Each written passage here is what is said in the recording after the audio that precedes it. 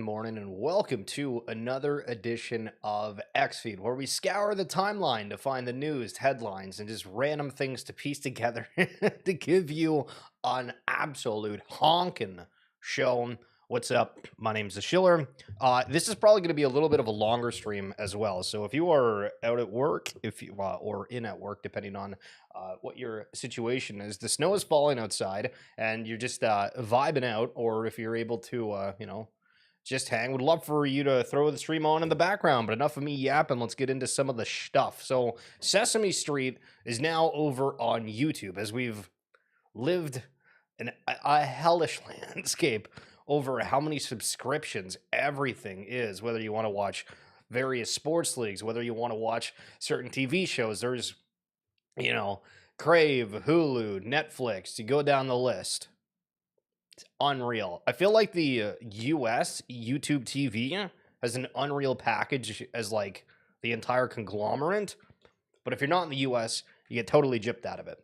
But you can watch Sesame Street wherever you are in a free realm, and I do think that ultimately we are going to slowly push into where content is just way more accessible. For the first time ever, more than 100 full episodes of Sesame Street are available for free on YouTube. Watch everything from beloved iconic episodes to recent adventures across the Sesame Street and Sesame Street Classic channels. So, all right, that's kind of cool. You go down a list of what sort of collectibles exist over Sesame Street, and the immediate reaction is, all right, there's going to be a lot. So the digital landscape, well, there's the Cookie Monster. And this was one of the first ones from Veve back in, it says 2023 on here, but there was where can I go? I don't know if it has the exact date on when this one was exactly launched, but it was $60. All these things are in the way. You can't see it. But right next to this buy now, there's a 60 gems, which apparently it's $1 on that. But it's Cookie Monster and a stove. It's animated with sound. Can we... where is the sound? Is it like only if you buy it? Digital collectibles, I tell you. Some of the craziness. But so Veve jumped into that craze. Okay, cool. And then there was also an Elmo variant. So I had somebody that commented on like a TikTok video when I posted about Mattel and the Hot Wheels, one of the shorts. And if you hadn't heard, Mattel, for whatever reason, basically shut down their Hot Wheels virtual garage and made these announcements, and you had to move it over to Flow. I don't know if it just wasn't successful, if they wanted to get out of the digital collectible realm, but either way, it's like, all right, well, that's tough, because the Hot Wheels look super, super cool. Maybe we'll bring those up in a little bit. But Sesame Street had mini beans. These feel like something that were like a McDonald's toy of sorts, but obviously not in that regime. And it's just, I don't know. It's kind of cool. Kind of cool. And then Funko Pops, as everybody's seen. Boom. And then they also did a street collection with Kith. And these ones, again, not too shabby. I think a lot of these things around Sesame Street, I'm surprised that it's not sort of more talked about, because everybody grew up with it, but I guess it didn't have like the same cool factor. It was more on like the educational side, if you will. And then J.C. Penney, the Christmas catalog of 1976. The plushies. You could get Cookie Monster for $6.88. So think about that for a second. In 1976, you could get the 14-inch tall Cookie Monster for $6.88. In 2026, you can get the digital version of the Cookie Monster for $60. Insane. And then Bape and Sesame Street. This one I think is actually kind of cool as well. If you don't know what Bape is, basically it's a huge fashion brand that's out there. And then Sesame Street collaborating with them. Got a couple of shirts, and I don't know what these are. I want to say these are like plushies of some sort, but maybe not. Well, not even like plushies. I mean, do we call them plushies? I guess so. I feel like it's a squish, like one of those stress balls.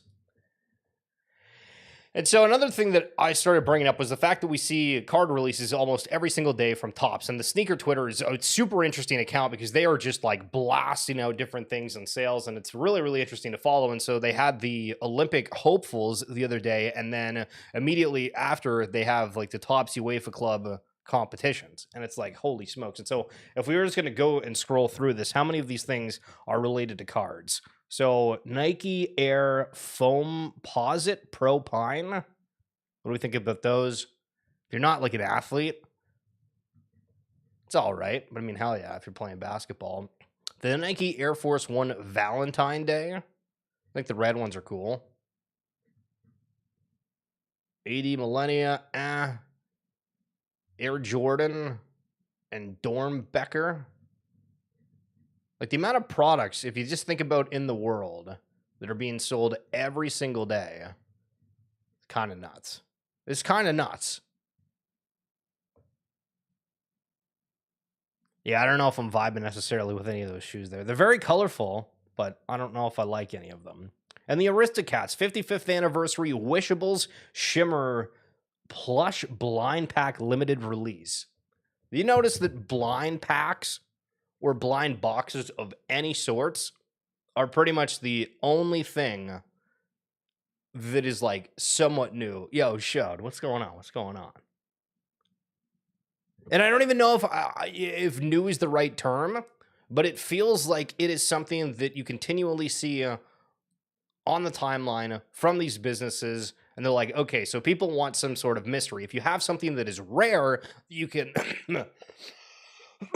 excuse me, that's a part of this, well, then people are wanting to go and they have to buy multiple ones of this. And it almost goes back to the conversation around like certain technology, like Apple products. And people say, oh, you know what? Every like 5 to 7 years, Apple products start kind of slowing down and they try to get you to buy new ones of some sort. It almost feels like it's sort of that rendition for a lot of these collectibles, where the blind box is really what it's all about. And the London Knights for their Memorial Cup ring. We're going to get into a couple of different sports ones, but I feel like, sheesh, I don't know if it's just the photography, if there was some sort of like editing on this, it just makes that sparkle, but damn, that looks uber clean. Absolutely love it. Moving over to some of the Super Bowl rings of sorts for the Kansas City Chiefs. There was a ring that had an opening, and it got so much flack. It really, really got so much flack of people saying, like, what the hell is the point of that? It looks sort of weird. Not really a huge fan. But this is obviously just a quick video highlighting some of the components. I was going to play the soundtrack, but I'm pretty sure it's like a copyrighted music, so I'm not going to do that. Oh, there we go. I thought that actually like moved for a second for the vent, but that's crazy. And then, so like, yeah, it's this one right here. Like, look at this. So it opens up. It's got the playbook. And then it has the Lombardi trophies inside. I don't know if these move, but like, I feel like it takes away from it. It doesn't look as clean. Like, I just like the aspect of this whatever. And then apparently fans have pointed out that the Chiefs' new Super Bowl rings appear to have a typo listing the Dolphins as the 7th seed rather than the 6th seed. So is that like an error card? Is that an error card in Super Bowl rings where now suddenly it's worth more? That is the questions we have to ask. And then the Super Bowl ring. So this one is odd. So this is for Super Bowl LIX. Great. Looks wonderful. And then I see this one, and it didn't match. It didn't match at all. Like the front of this with the wings, I feel from the top view, like that sticks out where the other one doesn't. Do you stream only on Twitter or on other platforms as well? So I am on YouTube, Twitch, X, where you are, and then Facebook as well. So depending on the platform, you get a pick. But the previous photo for that ring didn't look like that one at all. And then if you're a fan of Green Bay, okay, a lot of green, Philadelphia, London Knights, Green Bay Packers, a lot of green teams out there, eh? And then Disney Pinnacle highlighting the fact that they are doing these Winnie the Pooh 100-year pins. And I just posed the question, would you collect digital pins? Would you collect anything that's digital? Obviously, there's a huge amount of people that I know that are going to say yes, but then when you see some of the sales that people are buying for digital things, you're like, holy crap.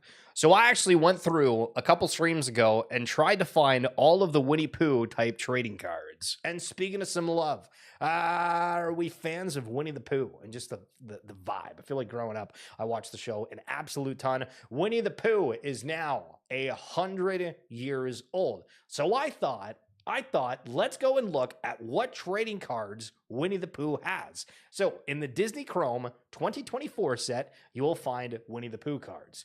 In Disney Chrome 2025, you will find Winnie the Pooh cards. And I went searching, trying to find these because these are ancient and there's not that many images of them. But in 2003 and 2004, Upper Deck did these Disney Treasure collectible cards. If I can get this in a bigger landscape, you can see what it looks like. And there was DVDs that were associated with it. There were trading cards that were associated with it. And in both the 2003 and 2004, I couldn't find the case, but we did find the or at least one of the packs of cards. Well, boom, there you go. But think about how nuts it is that we have an IP that's 100 years old, and I feel that there's not that much like hoopla around it.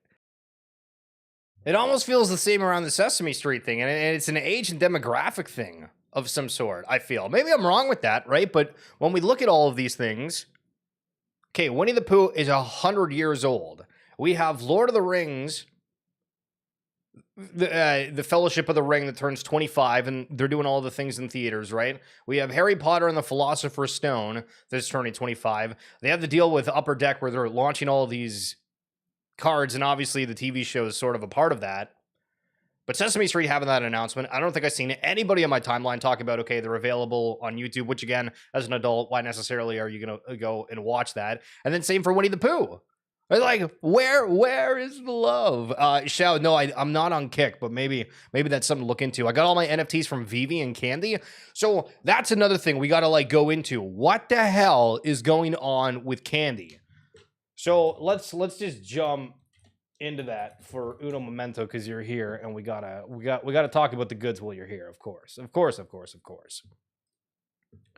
So Candy is a platform that has several different IPs. You would argue that the Flow blockchain probably has the most regarding sports right now. However, when you go to the top, you'll see that there's MLB, DC, WWE's in here, but when you look at them, there's like not that many things like at all to be like one of one page. So I don't know if Candy had to deal with WWE. They did a single drop and then we're like, we're donezo, right? But WWE Championship belt, whatever, any of these things you can buy for $1. The lowest ask one for the Undertaker trading card, $90 for a platform that is kind of in limbo. So why is this in limbo?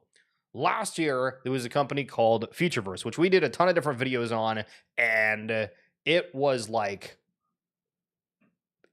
it seemed that everything was perfect, right? You had announcements where Futureverse was having a Barcelona pass, like the soccer team, Barcelona. They were basically setting up to have these digital avatars, these different games, connect different fandoms. They had this PFL, Premier Fighting League, I think is what it was, which is, I guess, like the second tier variation of like what UFC is. So if you like MMA and all that kind of stuff, that was a part of it. Again, they were a team out of New Zealand. They had all this backing, and I don't know if they just got rugged on the funding or what, but before they got rugged on the funding, they actually acquired Candy Digital. Now, I think Mike Novogratz, Gary Vaynerchuk, there was a whole bunch of big people that were associated with Candy, and to be honest, like when you go through these different things, there is not an insane amount of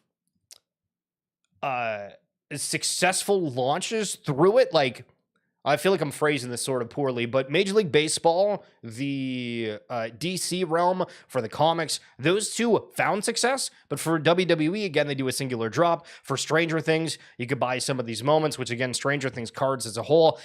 Okay, so story time as well. So I bought a couple of the Stranger Things high tech, which is like this acolyte Stranger Things high tech tops. So I think that this was one of like the best sets from Topps as a whole. And it had I don't know, I guess we're just going to use this as an example. And so this was like the set. So it's high tech. It's on like this acetate, acolyte, whatever. I keep saying it wrong all the time, but it had autographs a part of it. I thought that the cards just generally looked like pretty decent, and I found a spot that was selling some of these like numbered cards, and I bought them. And then like a week and a half later, I get an update being like, yeah, well, just so you know, we're a store and we sold those cards in store, but we didn't update our portal. What do you mean you're telling me a week and a half later that the cards are sold? So anyway, I got refunded on that. Unreal. It was 2 cards too. Nothing crazy.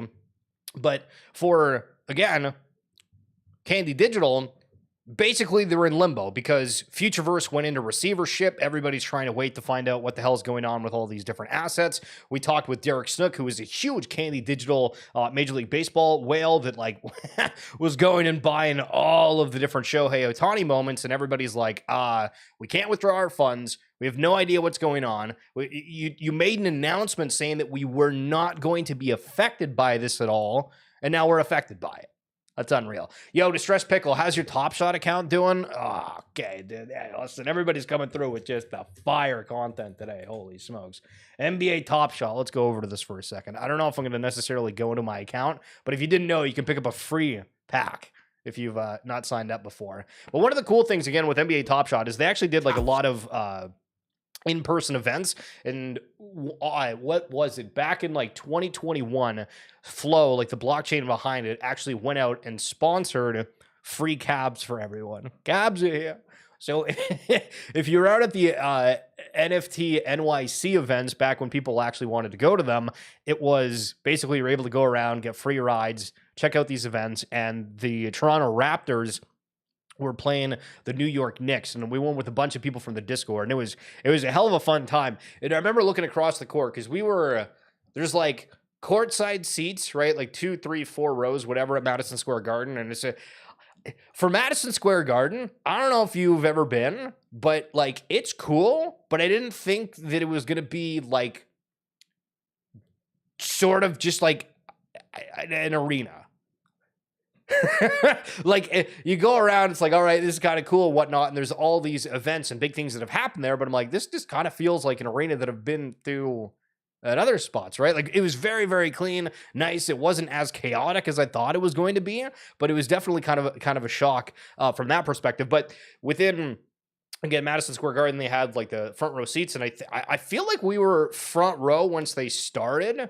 You know what I mean? Like once they had like the upper section that started going up. And I remember looking across the court, and in the far left, at the absolute last seat, Roham is sitting there. And I'm like, what the hell is Roham doing here? Because it was the same night as the NBA Top Shot event. And so they had Roz, if you know the announcer, and she was super into NBA Top. I don't know if she still is, but she was out emceeing the event. They had Swaggy P. They had a whole bunch of different NBA legends that came out and started doing kind of a speech. And then there was a performance, I think, by Quavo afterwards. And I really thought, like, man, all right, if you're having like an NBA Top Shot event, you'd think you'd go to it. But I guess checking out the NBA game and making a quick appearance at the event itself was fine. So here, let me actually like log in here for a second. Holy smokes. But yeah, I don't even think I have many Top Shot moments to begin with, but I have seen where they've introduced autographs. They've introduced the WNBA moments, but that's not necessarily anything that was like recent. That was a while ago. I need a code. I've got a crow. When was the last time you guys watched 21 Jump Street? Top Shot all day in Pinnacle or all on Dapper? Well, actually, that's a good point. We could do We could do Disney Pinnacle as well. But yeah, check out this. I feel like the entire site feels completely different than back in the day. And if you're somebody that has followed me a little bit later into the streaming career, if you will, originally the whole reason that I got into it was covering NBA Top Shot. We got partnered in like 2 months. It was a hell of a good time. We really tried to like get on the official Top Shot broadcast, but we were just never given the opportunity, which sort of sucked. But we were crazy. Like you might look at the streams and be like, "Oh, what the hell's going on?" But we used to have like 100 plus concurrent viewers for like 6-7 hours a day, just staring at this marketplace. And so, hollow icons and these signatures. Look for exclusive autographs. We've partnered with select rookies and stars to autograph their most scarce parallels all season long. Do you guys like autographs, or does it take it away? I think that's kind of cool. Earn reward packs. Collect and lock up Hoop Vision or Marquee to earn instant reward packs. The other thing that I remember too is basically every single drop that they had, it was if you collect the bottleneck, which was like a specific card of a set. So they release packs, and let's say that there's 6 cards specifically that they have, and one of them is a star player of some sort, and so obviously that one's just going to have more people to buy it. And if you collected all those specific ones, you would then end up getting dropped a new moment, and the supply of that drop would end up being determined by how many people collected it. And I thought that component of it was really, really cool. So people would go out, they would chase these, they would ask a friend and be like, "Hey, if I buy you all these moments and just send them to you, can I get the reward?" And sometimes they would let you keep some things. Sometimes they would just ask for all those moments back. And there was sort of like a system for it. I can't link for whatever reason. I need to like log in on here. Shout, but it's just NBATopShot.com. NBATopShot.com, or if you just type in NBA Top Shot. And the other thing that I've noticed as well is it feels like they're really looking at the games themselves. There was a game where Fred VanVleet broke the I want to say all-time record for Raptor points in a game. Maybe it was 3s.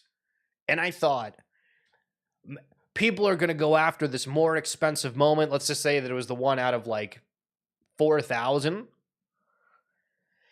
And there was like 3 people that bought that moment, but everybody bought the cheapest moment, and it just mooned. And I was like, okay, we bet on the we bet on the wrong horse. But the other complaints that people had initially was nobody watches any of the games, and people are just looking at flipping these things. And so anytime somebody had a good night, people were crashing out over it, which didn't really make a whole lot of sense. But it is what it is. So if we go here, if we check out the LaMelo, I remember, so there was a LaMelo and a KD, and we did our thesis was Luka, LaMelo, and LeBron for the alpha. That was our thesis. But then, wow. So these were essentially, yo, Joshua, what's going on? How are we doing? So traditionally, for rookie moments, what NBA Top Shot did was have them at a 4,000. And you can see also that there's these different badges. And if you go and you type in like NBA Top Shot old videos, or if you just scroll, I think I might still have the playlist up. I don't know if I deleted it, but we have footage from back in the day when these things were like the most hyped ever.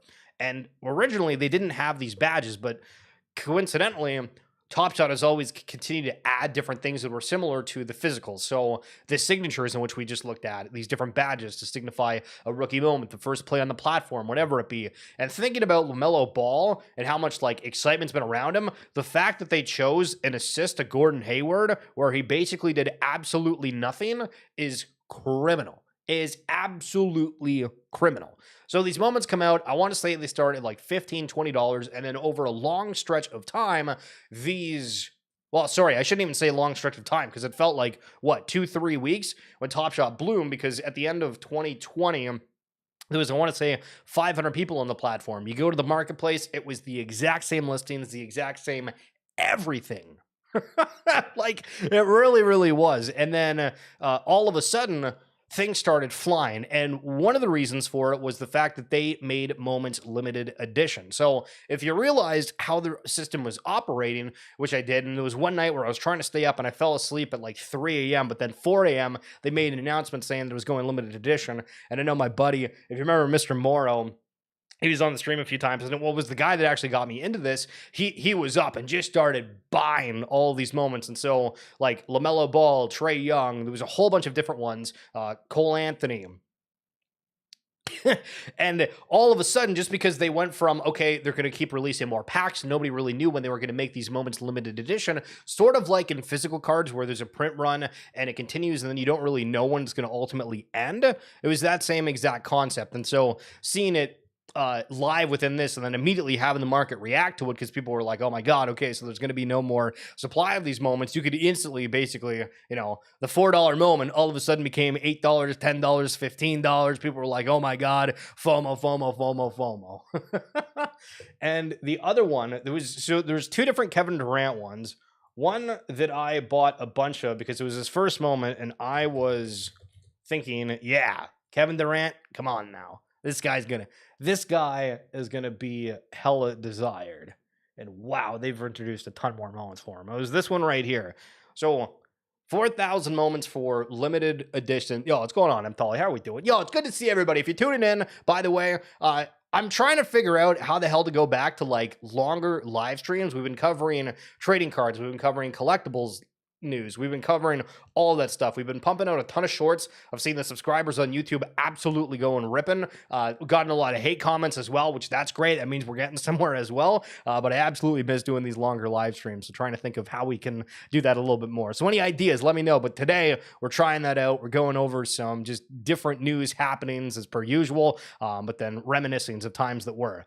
And so this Moment was $750 at one point, I believe, or around $500, and the lowest ask for it now is $2. What the hell happened to this platform? So let's try to answer that. Well, first of all, they went from, we're going to try to keep things where it's like fun, exciting. The demand was just parabolic at a point. It really was. It went from the 500 users to growing triple every 2-3 weeks at the time, right?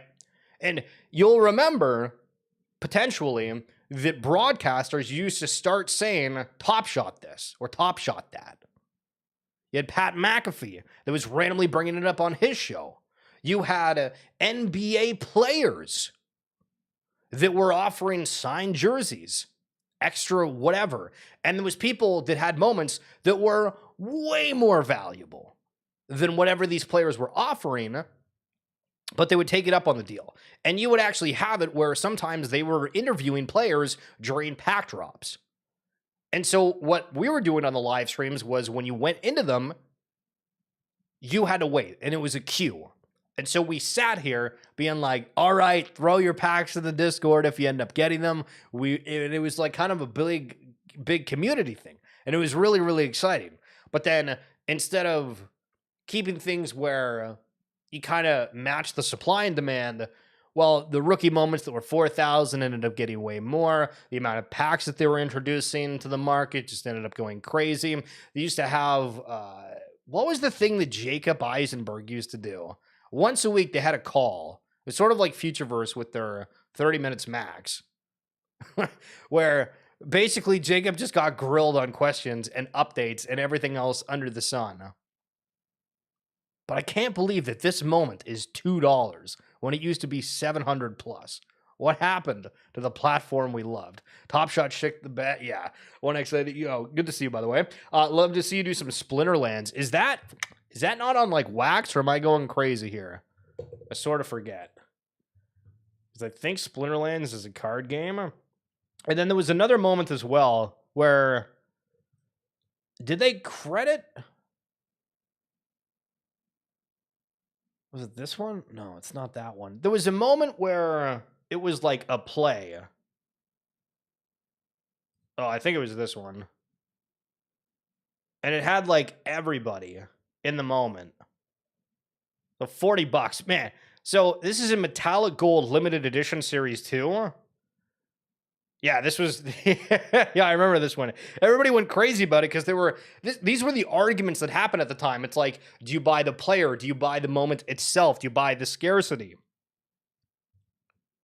$40. That one I feel like was going for hundreds upon hundreds at a point. Can we see the top? Yeah, 19,000. What? Wait, where'd it go? Did you see that? It said 19,000. Son of a gun. Bring it back.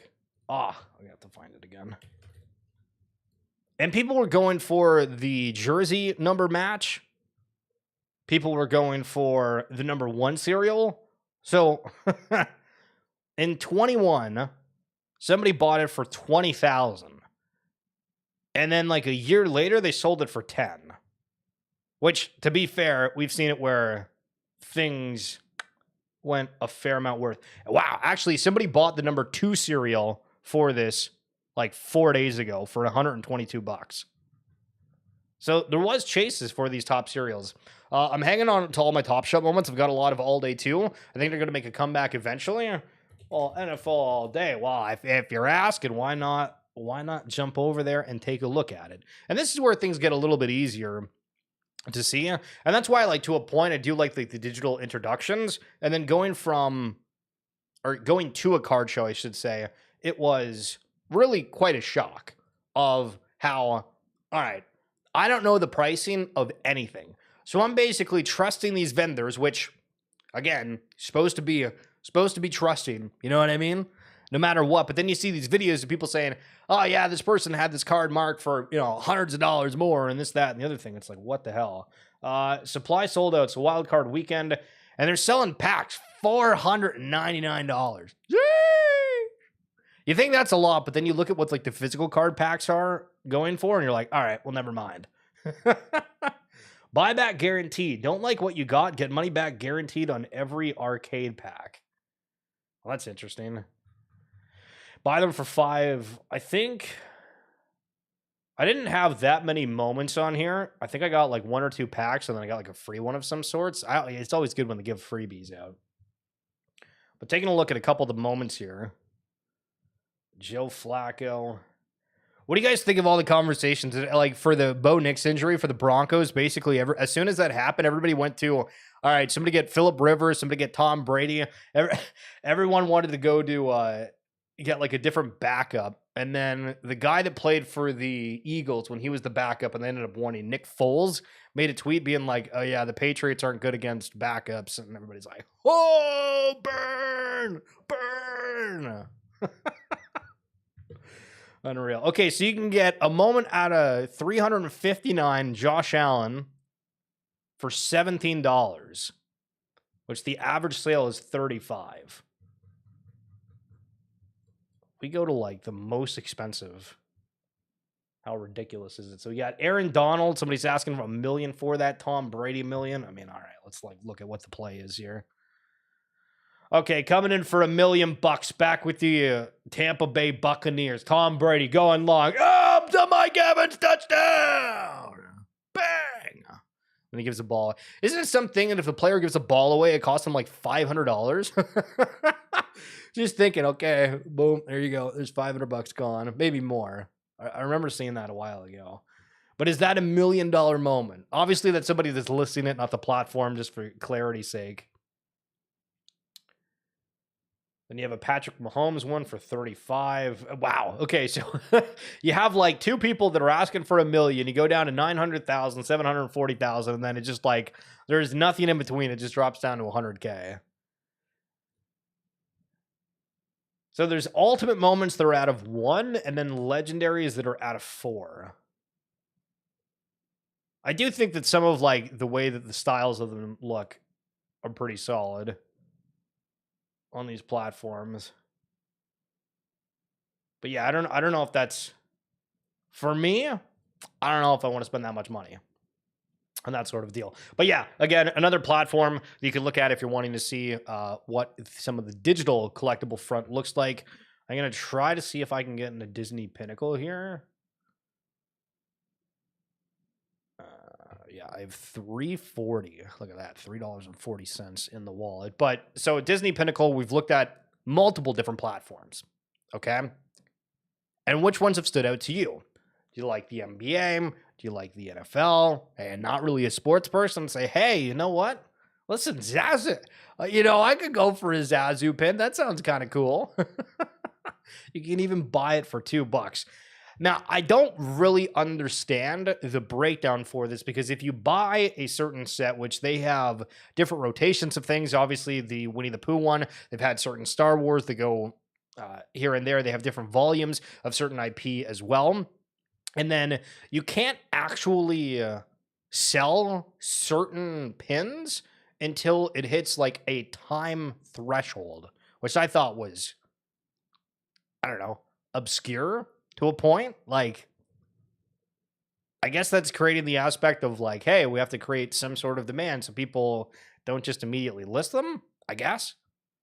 But I mean, even scrolling through, you're like, holy moly, moly, moly, there's a ton. And for the Winnie the Pooh anniversary, which I think just launched, goes for $83. So I think there's a difference between like starter edition and then limited event, because the starter editions, I believe, were the cards that were not letting me like sell them, because I bought a couple just to be like, all right, we say we're a part of the movement, the community, whatever. And then these ones going for $174 of Mickey Mouse. Crazy bonkers banana pants. Back in the 90s, I had a sports card store. I was selling Shaquille O'Neal Beam team cards for $400 a pop.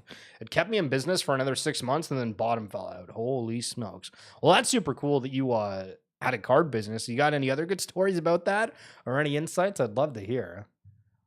Sounds like quite an experience. So all the releases, this is where you get lost in the sauce. So Winnie the Pooh, they released on the 16th. They cost $50, which sometimes you only get like a couple pins within it.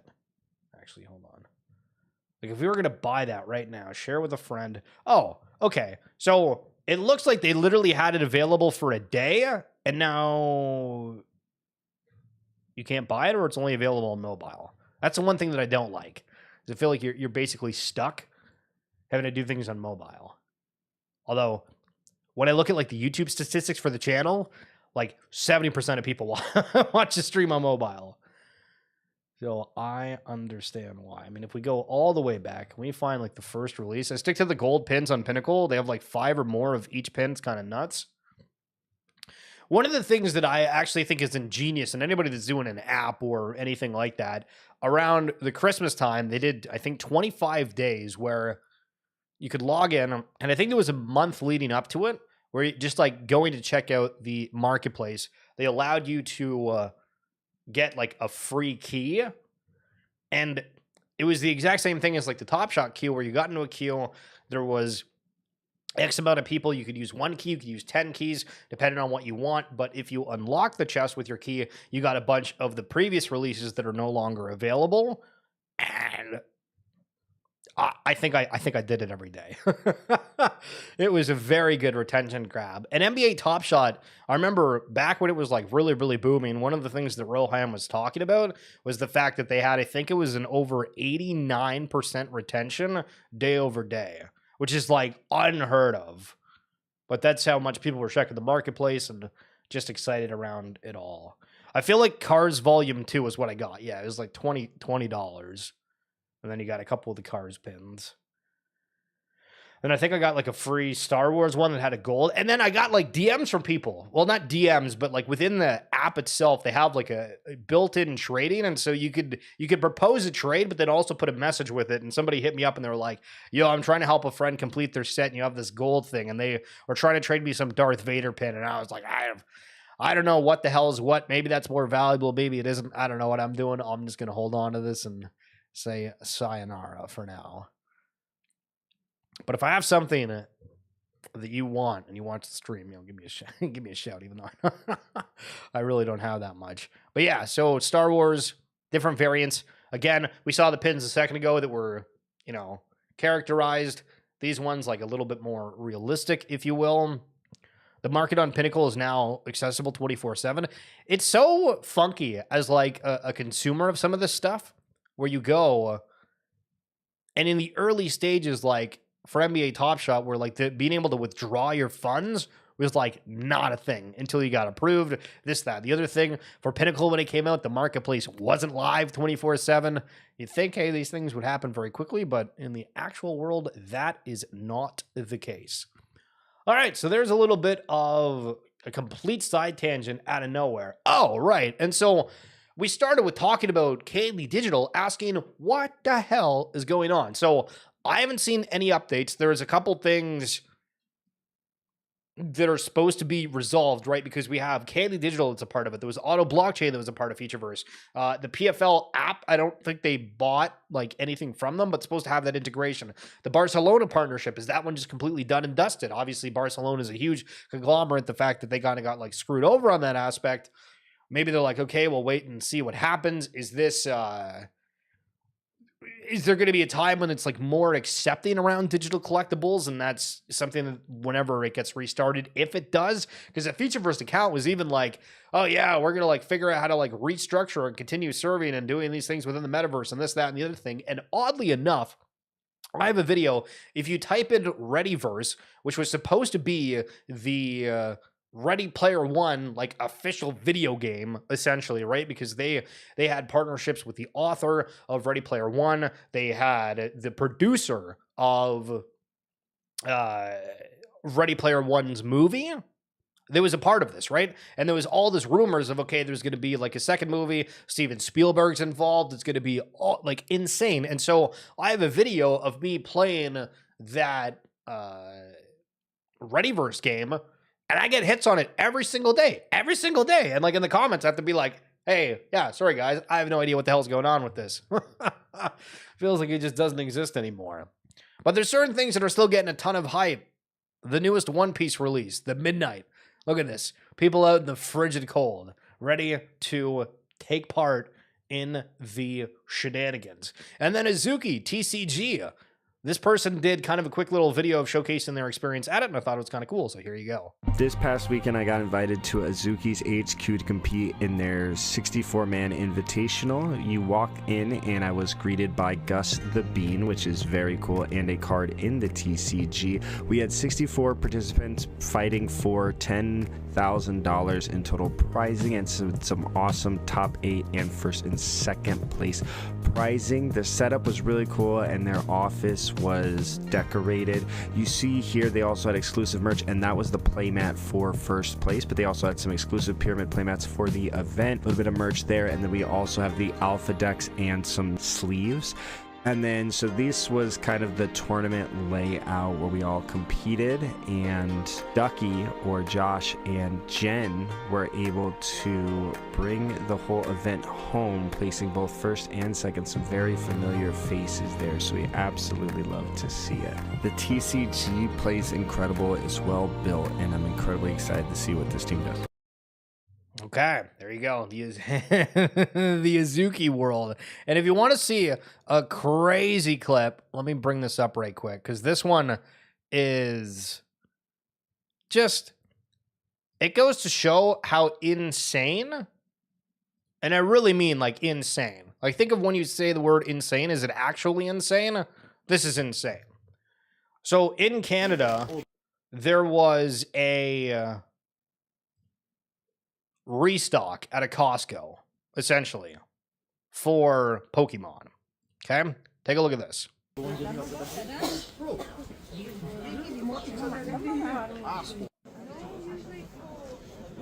are you gonna do? What are you own there, bro?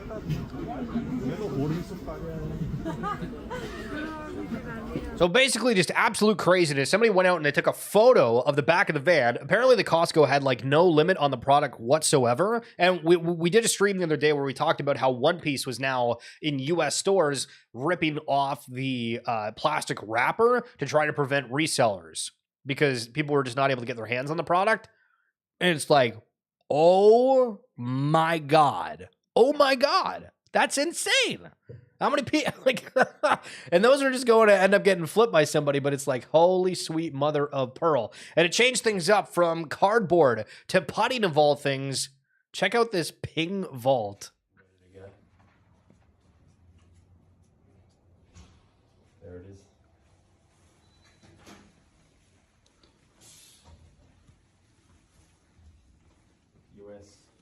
Trophy, as he is here this week as well, current US Amateur Champion. Crazy cool room there.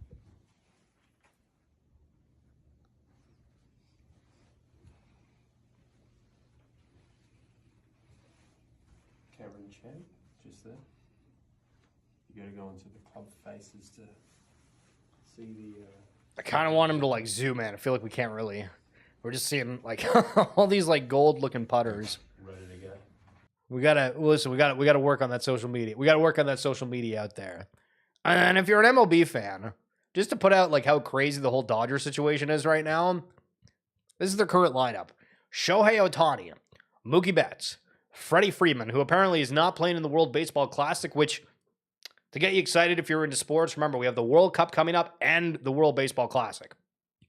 Kyle Tucker, Will Smith, Mac Muncy, Teoscar Hernandez, Andy Pages, Tommy Edman, Yamamoto, Snell, Ohtani, Glasnow, and Sasaki. And then you have Edwin Diaz as the closer. Like, that is unreal. And so after the announcement that Kyle Tucker was going to the Dodgers, the timeline shifted from, woo, where's he going to go, to, yep, we're going to have the baseball lockout next year. It's going to be absolutely brutal and yada, yada, yada, yada. And everyone just went like full board negative. Dun, dun, dun, dun, dun, dun, dun, dun, dun, dun, dun. I don't know the James Bond theme song the right way to do it, but take a look at this. There are James Bond cards you can break down as like, in hockey they call it like chest patches, right? Or I guess patches as a whole. Tire one of James Bond. All the IPs that are out there. And then people are ripping Beyblade. When was the last time you thought about Beyblade? I love the TV show. I remember all the products that used to be out in the stores.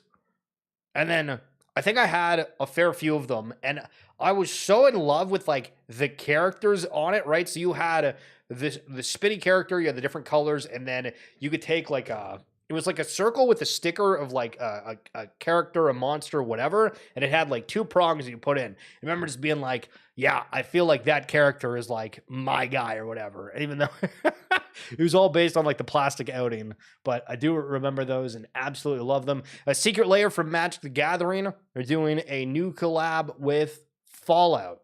So if you're a fan of the game, the TV show, we just saw where the second season was released back in December, I believe, later half of December for Fallout 2. A lot of people saying, I don't know why people are not talking about this, because it was a phenomenal show, they say. I've only watched the first episode.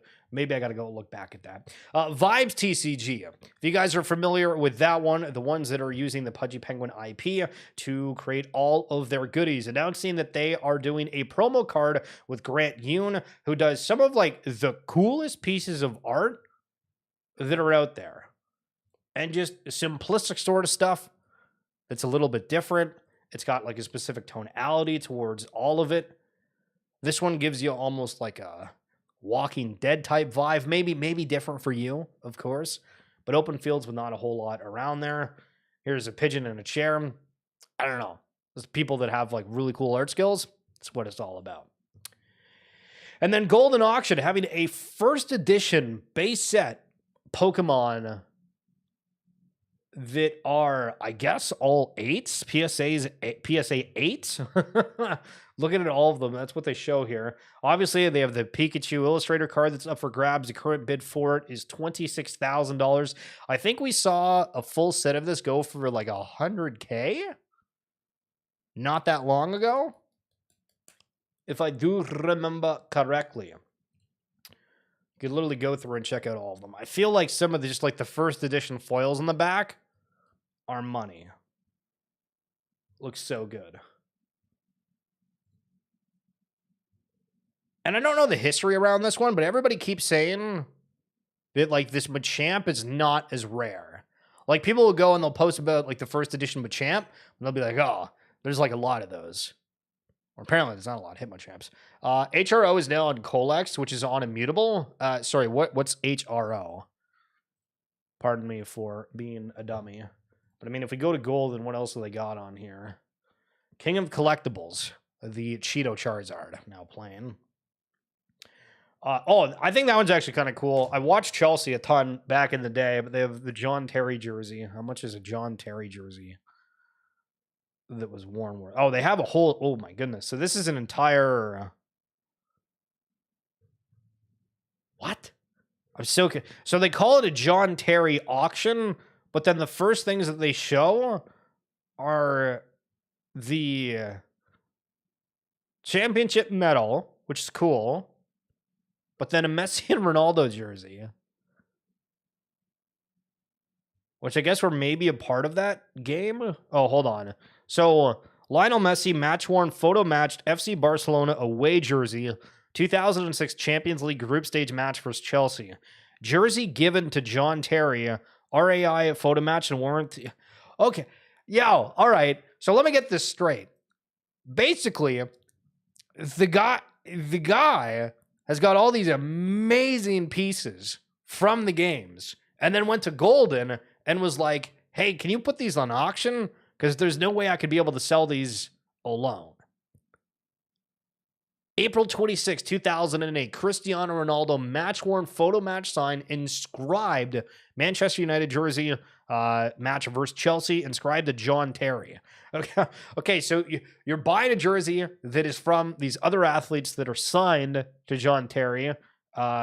This one's a Thierry Henry from Arsenal. To John, keep up the good work. If you're ever curious what players sign when they give it to other players, the more you know. Oh, okay, hold on. No. I want to go back to like the lot as a whole. I want to see what else, if anybody said anything. Buffon to John with friendship?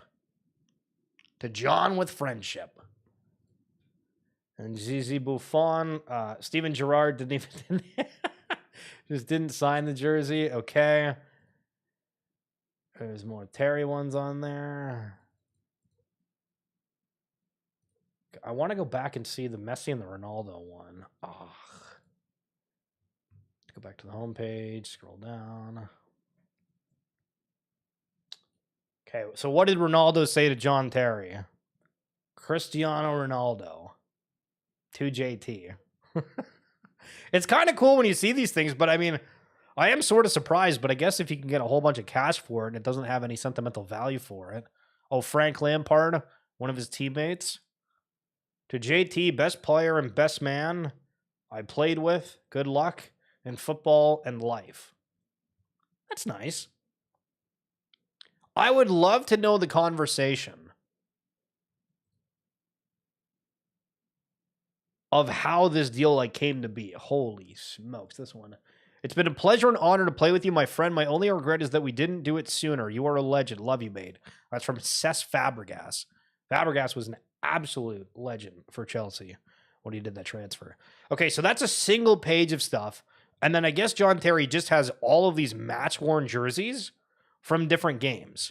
Because this entire thing is 5 pages? So game-worn shin...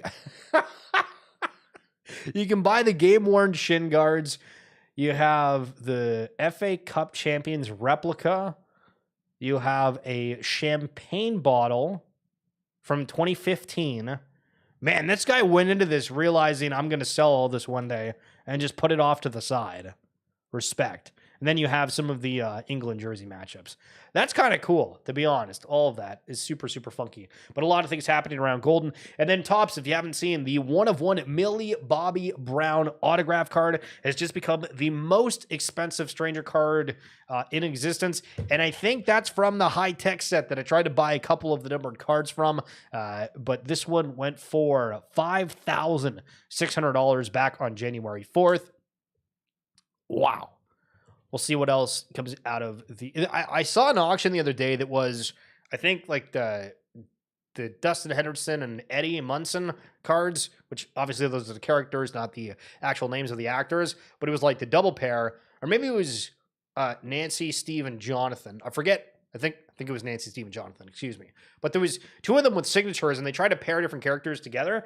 And I want to say that one of them was like upwards of 4,000. So it was actually really close to matching that 1 of 1. And if you haven't seen as well, Pokemon released these Geodude hangers, which I think are kind of hilarious. And then Zadino Chara on the 15th, which was just a few days ago, got sent to the rafters. And so obviously they had to release a bunch of different collectibles that were part of that as well. Thanks for the stream, my friend. I really enjoyed watching it. I didn't even notice how quickly the time flew by. I know, it's crazy, right? So this one, again, we try to do a little bit of a longer stream. We're trying to work our way up to how do we go back to when we do these, big monster streams every day, because I do enjoy hanging out with you guys. But that's going to do it for this edition of X-Feed. If you guys have tuned in, thank you guys so much. I hope you found something super fun or valuable out of this. Again, if you're on X on YouTube, but would love for you guys to share with a friend, retweet, post, comment, all that kind of stuff. It super helps. And again, we're just growing out there, trying to see who else is into this collectible world. But shout out Joshua, KGM Jim, Distress Pickle. We got the one side. And Tali is always popping on through saying hello. Good to see you guys. Appreciate you coming through. I'll see you tomorrow as per usual. And of course, if you check out the description down below, we do the RWA SegMints podcast, which we talk with some of the people that are doing these digital collectibles and tokenizing things across the world, and some of the best conversations. So if you've enjoyed this, be sure to check that out or type in RWA SegMints on any podcasting platform. Peace.